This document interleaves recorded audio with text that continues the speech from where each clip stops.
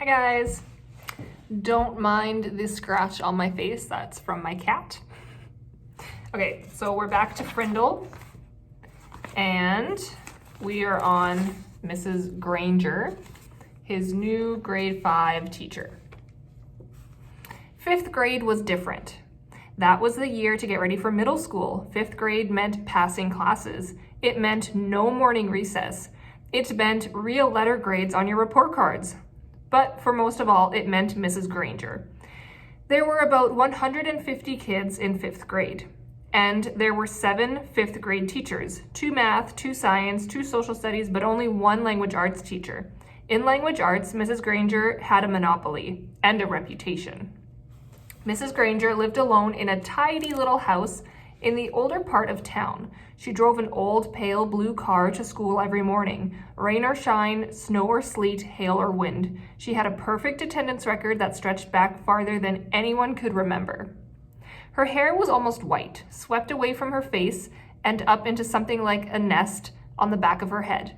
Unlike some of the younger women teachers, she never wore pants to school. She had 2 skirt and jacket outfits, 1 gray uniform and 1 blue uniform, which she always wore over a white shirt with a little cameo pin at the back.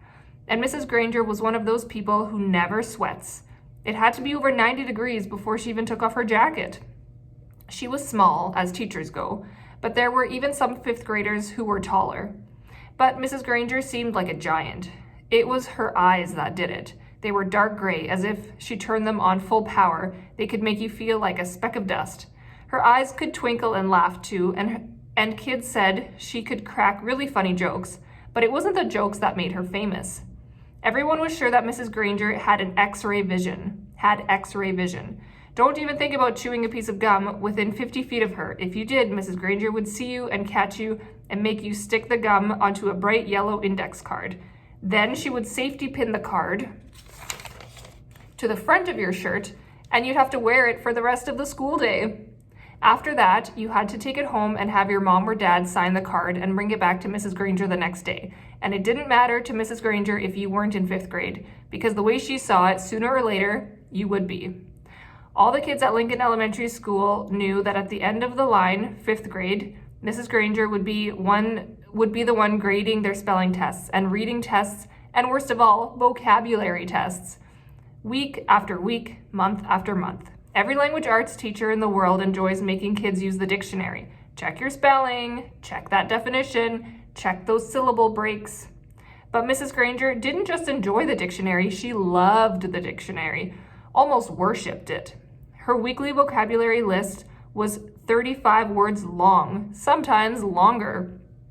And if that wasn't bad enough, there was a word of the day on the blackboard every morning. If you gave yourself a day off and didn't write one down and look it up and learn the definition, sooner or later, Mrs. Granger would find out, and then, just for you, there would be 2 words of the day for a whole week. So there's a picture in here of Mrs. Granger. That is her. And it says, use the dictionary.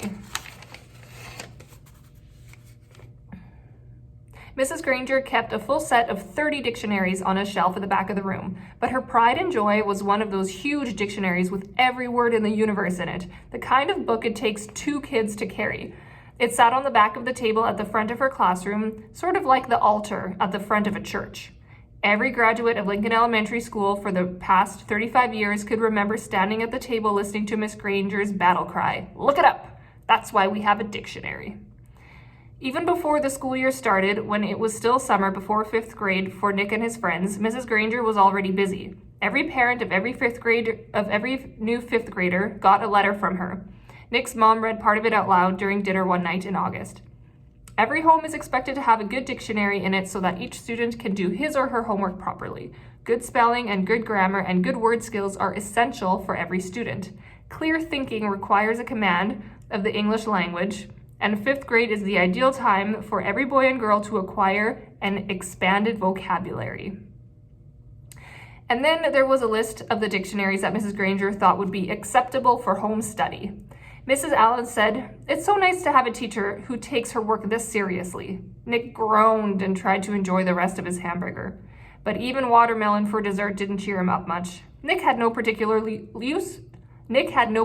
use for the dictionary. He liked words a lot, and he was good at using them, but he figured that he got all the words he needed just by reading, and he read all the time. When Nick ran into a word he didn't know, he asked his brother or his dad or whoever was handy what it meant, and if they knew, they'd tell him, but not Mrs. Granger.